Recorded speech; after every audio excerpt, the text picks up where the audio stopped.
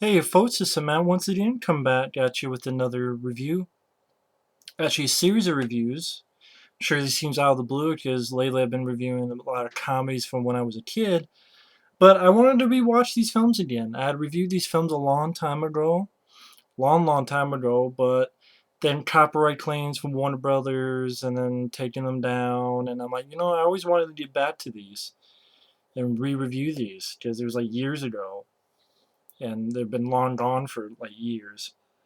But yeah, I wanted to rewatch, and so I rewatched all of the Dirty Harry films. So you'll probably see, to be honest, I'm probably doing them all tonight since I've seen them all, but you probably see maybe two on one day, maybe then two another day, then the last one another day. So spread them out. But the Dirty Harry films, I enjoy this series of movies. It was five films, and I know there's a video game for Nintendo, which I think the Andy Video Game, did Andy Video Game talk about it? I don't remember. Then I know there was going to be a newer video game for PS3, and that never came to be. For what I understand, Clint Eastwood was willing to lend his voice and likeness to the video game. Again, I think it was like for PS3 and such, but it never came to be. And I remember someone telling me that at one point the film, what the hell was the film? That, why did I fucking forget that movie? That there was been a lot of talks of another Dirty Harry film. At least for the longest time, there was.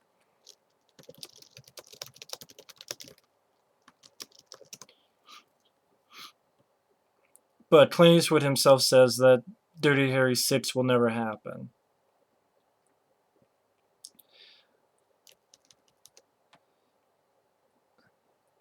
I know at the longest time people thought Gran Torino was going to be Dirty Harry 6, but of course that never came to be.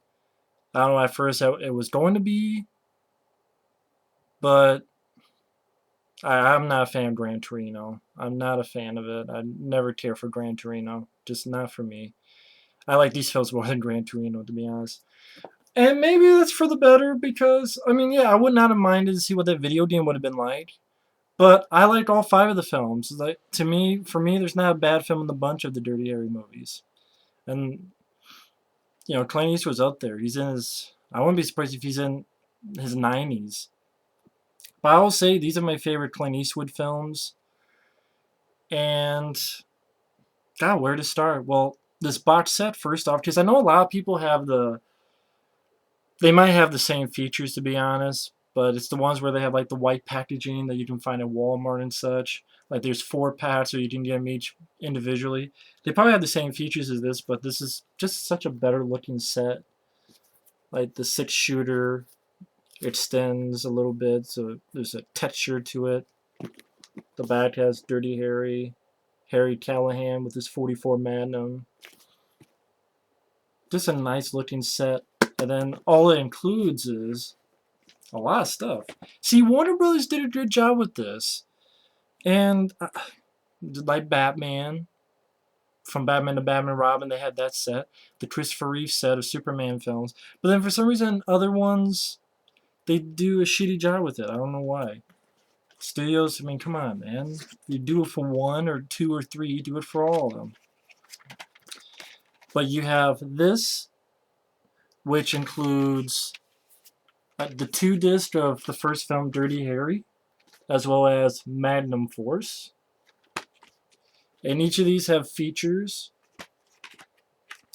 and audio commentaries. Like Magnum Force, for example, has an audio commentary with the writer John Milius.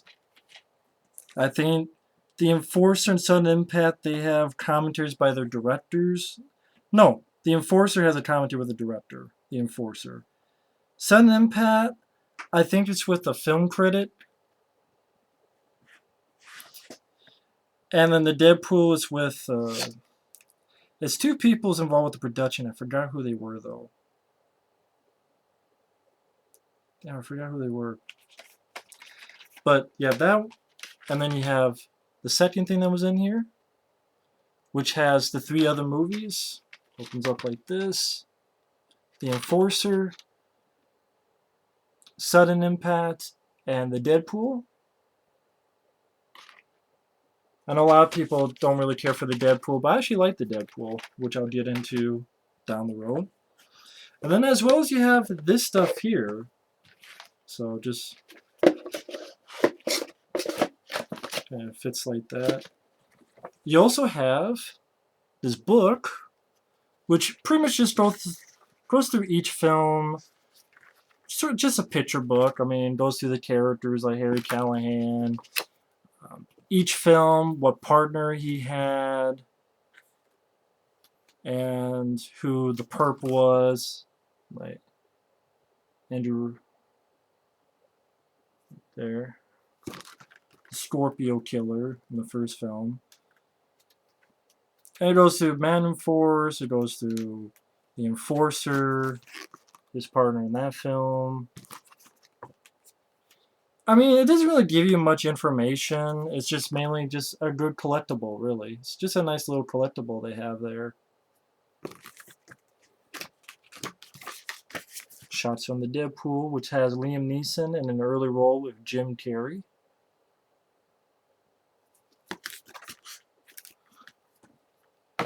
Then on top of that, you have this, which opens up like that. And you get even more stuff. You get a map, which to me, I think this is a useless one. What this should have been, it should have been a poster. What it should have been. It should have been a poster of whether the first film, or like a poster that had like mini little pictures of all the posters of the Dirty Harry films. Or this is pretty useless. It's just all the spots that Dirty Harry and the killer were at in the first movie. It's a map of San Francisco. Again, very useless. Who the fuck cares? Who the fuck gives a shit? You think anyone is going to hang this up? Like, really, why the fuck would you hang this up? Oh, I got to look at a map. Holy shit, a map! Fuck cares about a map unless I'm going somewhere? Again, if you don't put that, why don't you just have a poster? Like a poster of one of these.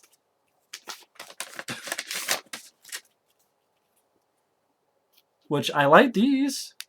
Like, why couldn't it just been a poster of that? Which is the theatrical poster for the first Dirty Harry. Then you have the second film, third film, the fourth film. That'd be a cool poster. Dirty Harry's at it again. My favorite poster. This is always the poster I remember the most for the Dirty Harry films. Just like the way it's handled. That was always the one I remember the most for the Deadpool. And pictures. A personal message from Clint Eastwood, thanking everyone.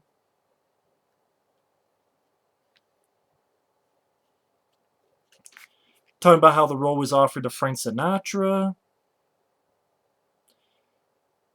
And I guess at one time he was offered it, but then there was scheduling conflict. He had to walk away. He didn't want to. Frank Sinatra was offered the role of Dirty Harry. An old hand injury made it hard for him to wield Harry's trademark .44 Magnum. There were other big names like Robert Mitchum, who didn't care for the politics of the story. Steve McQueen. And ultimately it went to Clint Eastwood and got Don Siegel, who's directed quite a few films and worked with Clint before. And the rest of this is like little memos from back in the day. Like one is about Clint Eastwood thanking Warner Brothers for helping for the success of the film he directed, Sudden Impact, which was the Dirty Harry film he directed. And, just little memos from back in the day about the production of the film and such. So I did a nice little collectible that comes in this. Get it in there. You also get a little documentary on Clint Eastwood, Out of the Shadows. And you even get a badge. Harry Callahan, Inspector, star number 2211. Always wonder if I put my ID in there and then for some reason I just, hey, let me into your stupid notion. But again, it's just a fun collectible. I will say the special features, I'll be honest, I kind of just wish there was just one definitive documentary that just looked at each Dirty Harry film, one after the other after the other. Because they do talk about the films, and then you have the commentaries, which some are like the John Milius one. He's good in commentaries. Commentary for the Deadpool is not bad, but then others is like, I just some of the features are more okay. This is about the violence of the films and what people's thoughts about violence in films. This is about the politics. This is about is he a vigilante or not? And I would like to have heard more backstory about particular films. That's why I think it just would have been nice to just see like a definitive documentary about all the Dirty Harry films from one to the Deadpool. It's just sort of my gripe. I mean, it looks like it has a lot of features, but I think you could have had like a definitive documentary about it, and I don't know. I think some of the features could have been better, to be perfectly honest. That's just me. But still a really cool set. At least you got features. You got interviews with Clint Eastwood and stuff. But yeah, I think it's far from a definitive. Like some of the features are like, yeah, it's okay. Just it's like feature talking about why they like the Dirty Harry character, and then you have like Arnold Schwarzenegger and Michael Madsen and other people being interviewed, and then like I said, the violence, the politics, and it's like, well, I want to hear about the specific films, and why can't we just have one like 90-minute documentary talking about each film, kind of like what they did with Planet of the Apes when they had the Planet of the Apes set, and you had that definitive documentary. I think they could have done that, something like that, with this. Like even the Batman and Christopher Reeve have some good stuff on that. Christopher Reeve's Superman, and then the Batman films have at least a documentary talking about the film. I mean, they talk about the first film, and again they mention the sequels. I'm not saying they didn't mention, but I just think features could have been, I think, for me, a bit better. But what can I say about the first film, Dirty Harry? I mean, in 1971, and people had not seen a film like this, and their film definitely took a bit of storm when it came out. It was controversial. Again, looking back on it now, it doesn't seem controversial, but at the time, it was pretty controversial. A cop doing this kind of stuff, for example, torturing a suspect, or because this is 1971, and you look at like cop shows back in the day, among other stuff, they weren't really like Dirty Harry, but they did cause controversy about it, and you kind of course, have that film back there. That's definitely an influence from Dirty Harry. I mean, it even has a Rennie Santoni, who was partner of Dirty Harry, became a partner of Cobra, and then you have Andrew Robinson, who is the killer, but he's a superior in Cobra. So even Stallone said it was Cobra was his ode to Dirty Harry. So it's kind of weird that Cobra became like almost probably my favorite film of all time. But without Dirty Harry, there would not be Cobra. There wouldn't be a shitload of other films. And that's another thing they talk about, like the legacy of the Dirty Harry films. Like you probably would not have Martin Riggs from Lethal Weapon. You might not even have John McClane in Die Hard. Definitely a big influence. And Clint Eastwood, I think it's his best role. It's definitely my favorite role that he's been. It's my favorite films that he's been in. And it's one of those things that, like I said, I liked all the 5 films. I liked all 5 films. I mean, if I had to pick a least favorite, it would probably be the first film. But it's nothing like anything horrible about it. It's nothing anything bad about it. It's just I think the sequels, maybe just in nature of it being sequels, they move at a faster pace. They move at a faster, and it's not because it's a '70s film, because Magnum Force and The Enforcer are '70s films. Saw Precinct 13 is a '70s film. Halloween's a '70s film. I mean, there Orca is there's a lot of '70s films I enjoy. Dirty Harry, Andrew Robinson as the Scorpio, the sniper. For me, he wasn't the most interesting villain. I mean, yeah, it's a sniper, but I would say I like Andrew Robinson more in Hellraiser. That's where I remember him more, from Hellraiser or from Cobra. He does okay as a Scorpio killer. I'm not saying he's bad. It's just, for me, he doesn't leave as much of an impact as, I would say, the group of killer sort of vigilante cops in Magnum Force, which I'll say right now, Magnum Force is my favorite Dirty Harry film. Or, but I like the idea, and the Deadpool, the plot wise, more interesting, which I'll get to. I mean, I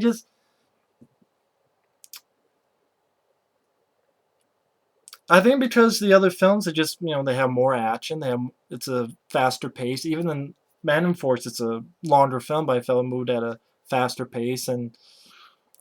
But at the same time, I give absolute respect and credit to the dead to uh, to Dirty Harry, because without Dirty Harry, you would not have a lot of films. There's a lot of films you would not have. I mean, of course, you have that great line of dialogue. I mean, who can forget? I know what you're thinking. Did you fire 6 shots or only 5? Well, to tell you the truth, in all this excitement, I've kind of lost track myself. But being this is a 44 Magnum, the most powerful handgun in the world, it would blow your head clean off. You gotta ask yourself one question. Do I feel lucky? Well, do you, punk? I mean, who doesn't fucking remember that? I mean, one of the most famous lines of dialogue in history. And Clint Eastwood is great. And I also think the score in the first film, Lalo Schifrin, I liked okay, but I think I like the score in the second film more. But Lalo Schifrin, he's definitely a good component in the Dirty Harry films. I think there's one Dirty Harry film that he did not do. I think it was The Enforcer, and really enough, that's actually my least favorite musical score. But I think Lalo Schifrin did a for the films he did, the four, I think he did 4 out of 5 Dirty Harry films. He did a pretty good job with it. I mean, this one I thought was okay. I think because I just remember the score to the second film more, just playing in my head now. Ba ba ba ba ba ba. Because that's the second film. But I mean, of course, the plot is about the Scorpio killer, a sniper kills this woman in a swimming pool, and set up Dirty Harry's character, Harry Callahan. Has this new partner, Rennie Santoni. He's asking, well, why do they call you Dirty Harry? And you find out, that's why they call me Dirty Harry. Every dirty job that comes our way. Uh, Fun bits of dialogue, like when Dirty Harry says, well, when an adult male is chasing a female with intent to commit rape, I shoot the bastard. That's my policy. Intent to commit rape? How do you get that? Well, when a naked man is chasing a woman and has a butcher knife and a heart on, I don't think he's collecting for the Red Cross. I think Clint Eastwood pulls those lines of dialogue off very well. And a lot of stuff that you see in the first film, of course, gets repeated, and I like this in a good way. Like, for example, you have a sort of a catchphrase. He'll say earlier in the film, but then later on he'll repeat it. The only one I don't think happens is the Enforcer. I don't remember one in the Enforcer. But like in the second film, man's got to know his limitations. Or in Sudden Impact, go ahead, make my day. Or even the Deadpool, you're shit out of luck. But the Enforcer, I don't remember an actual line that, I don't remember that actually happening. But usually you have that going where he says it the first time to some random bad guy, and then usually at the end he'll say it to the main villain at the end. Or each film ending was sort of a wide shot and pan out where you see the whole area that they're at or the whole city. Him always having to defy orders and the people upstairs give him Dirty Harry hell. When he gets a partner, either they get hurt or killed. Because in this one, Rennie Santoni gets hurt, but he's not dead. In the second film, his partner gets killed. In the third film, Tyne Daly gets killed. In the fourth film, the guy Horace, he's kind of a partner in the Sudden Impact. He gets killed. In the Deadpool, his partner doesn't get killed, but he's hurt in the hospital. So there's always like you see these patterns in each film, and it's kind of I think it's actually kind of cool.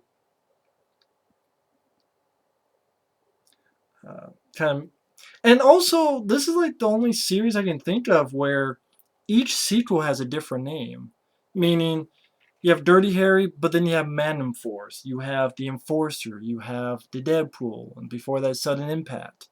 So in the marketing, they have to say Clint Eastwood is Dirty Harry. It's not Dirty Harry 2. Like even Indiana Jones, it says Indiana Jones on each one. Even in Rambo, okay, it says First Blood, but then it says Rambo First Blood Part 2, Rambo 3, Rambo 4. Here is like there could be people who go, okay, Dirty Harry, then they may look at Sudden Impact and go, wait a minute, oh shit, that's related to this, isn't it? I don't know too many series that did that with its titles too.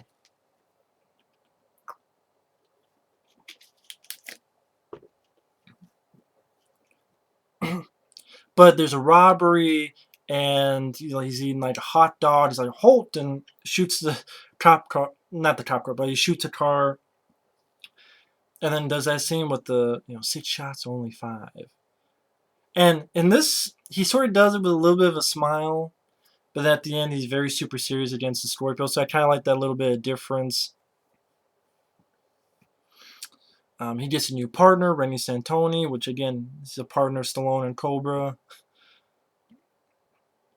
because that was a big homage to Dirty Harry. Sniper tries to kill someone else. Andrew Robinson tries to kill someone else. A helicopter spots him. They're looking for him. Find the wrong person. Clint Eastwood gets punched. First troubles, and his partner helps him out. There's a suicide attempt, and in order to get the guy, because Clint Eastwood's in the ladder, he actually pisses the guy off.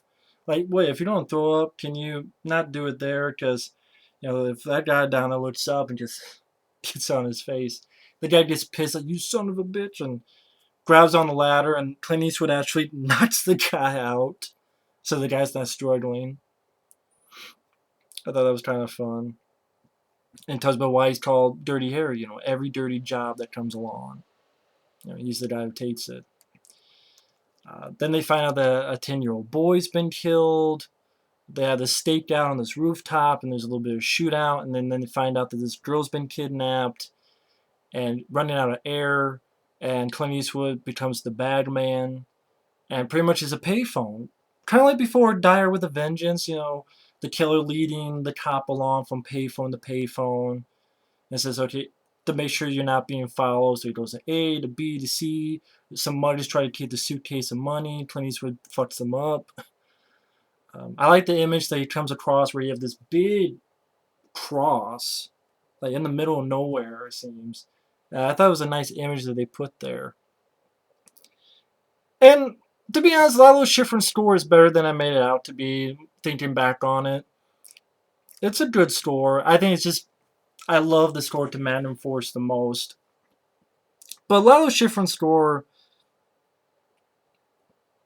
it fits the film. It fits this film. I think that's it. It fits this film. It made me want. He does a little bit with the other sequel, but that's the thing with the films he did. Each one has their own feel to it. He doesn't really copy too much from the previous film. And again, I don't think he did the Enforcer, but like Sudden Impact and the Deadpool, they have very distinct scores compared to this one in Magnum Force. But then Scorpio gets the bag of money and pretty much beats the shit out of him and says, "You know what? I changed my mind. The girl's going to die." His partner's there, helps him out, but then he gets shot.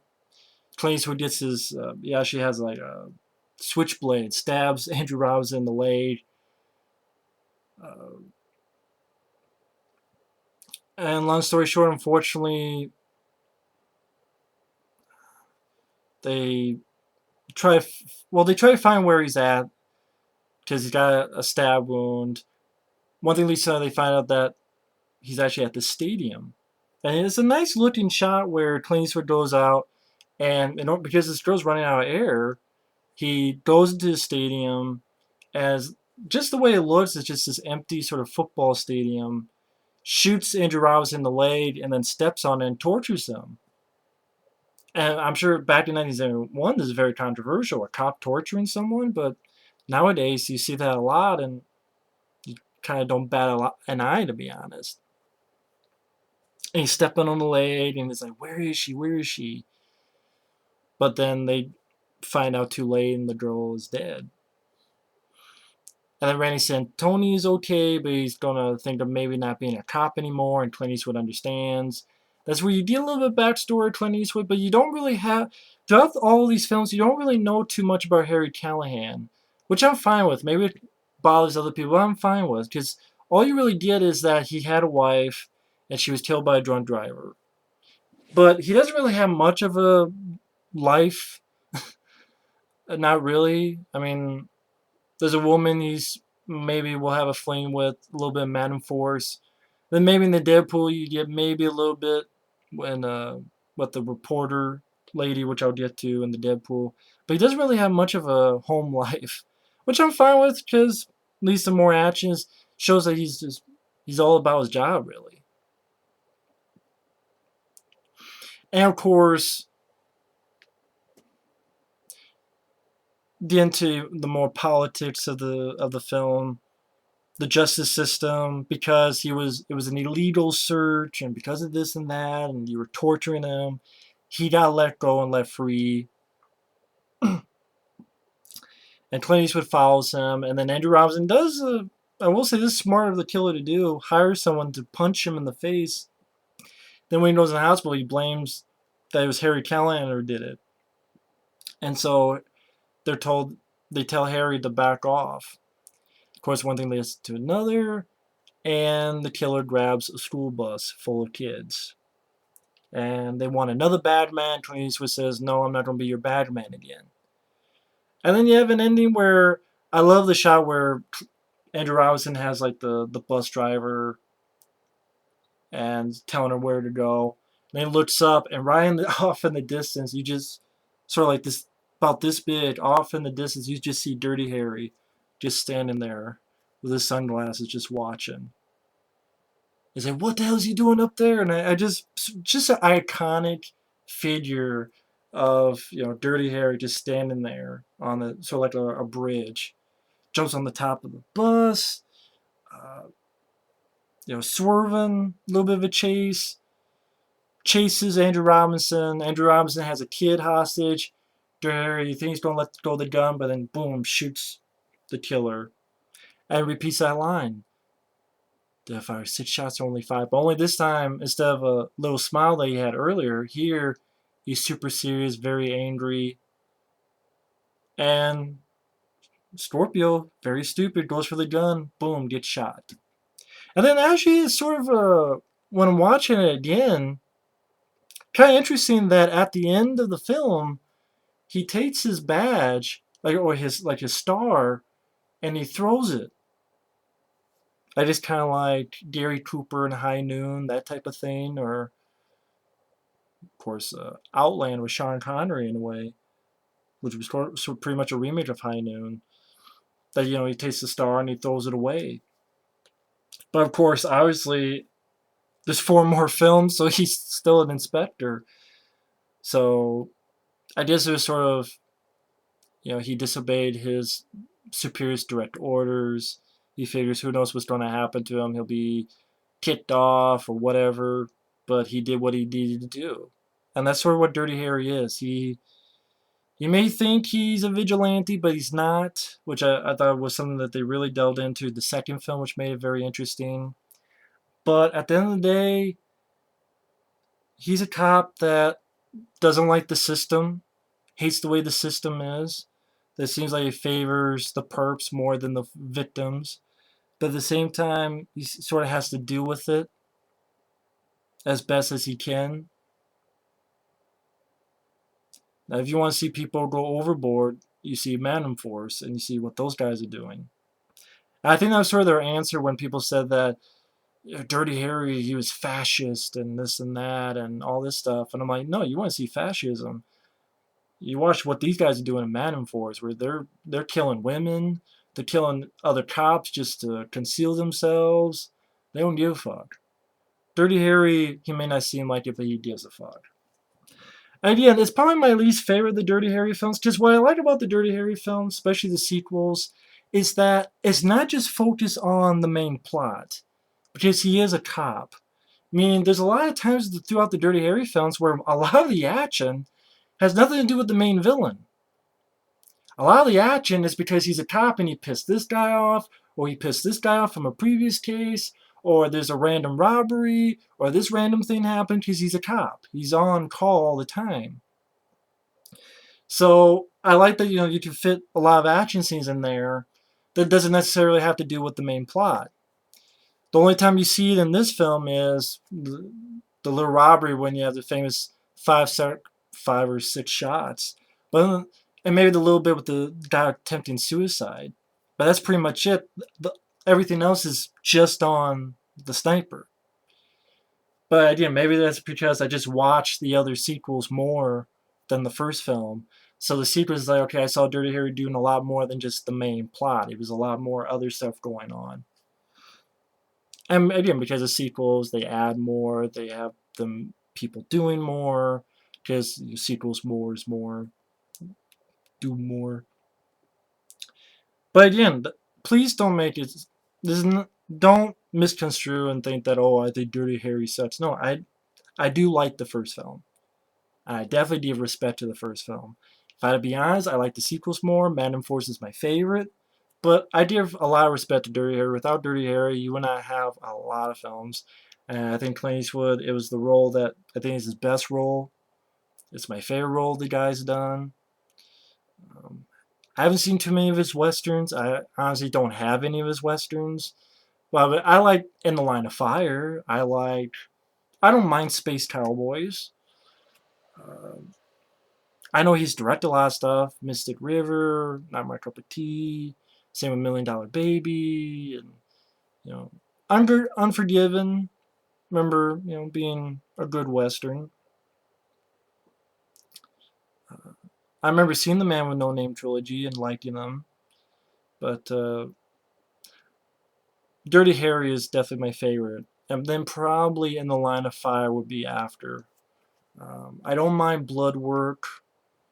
Uh, don't think I've seen True Crime. I'm just thinking of other Clint Eastwood films. Every Which Way But Loose and In Which Way I Can. I like those movies. Those are Clint Eastwood movies I like. But I really like In the Line of Fire. Again, Dirty Harry films without a doubt my favorite. And the first film, definitely give a lot of respect to. Don Siegel, who directed it, I think he did the original 50s Invasion of the Body Snatchers. So this is a guy that has directed a lot of stuff. And he also did Escape from Alcatraz, which I know someone wanted me to watch, but I haven't seen it yet. John Wayne's last picture he did, The Shootist. And he did stuff like Telephone, The Beguiled, Two Meals for Sister Sarah, Coogan's Bluff with Clint Eastwood. Yeah, the 50s Invasion of Body Snatchers probably is, this and Dirty Harry are probably his two most famous ones. But anyway, someone wanted me to do Escape from Alcatraz, and fuck, I forgot who it was because I'm an idiot. Fucking forgot. But I'm sure that if you're watching, please feel free. But I'm an idiot and I fucking forgot because I'm a moron with names. I'm a fucking moron with names. I'll be honest, sometimes I look on here because I write in my notes, I write little notes like what the names are because I'm shitty with names. But anyway, I know it's 35 minutes, but that's because I wanted to talk about the box set as well as, hey, it's the first Dirty Harry film. It deserves respect. And again, without it, we would not have a lot of stuff in today's age. But anyway, thanks for watching, and soon you will see a review of my favorite Dirty Harry film, Magnum Force. There we go. So stay tuned for that, and we will see you in a bit. Later.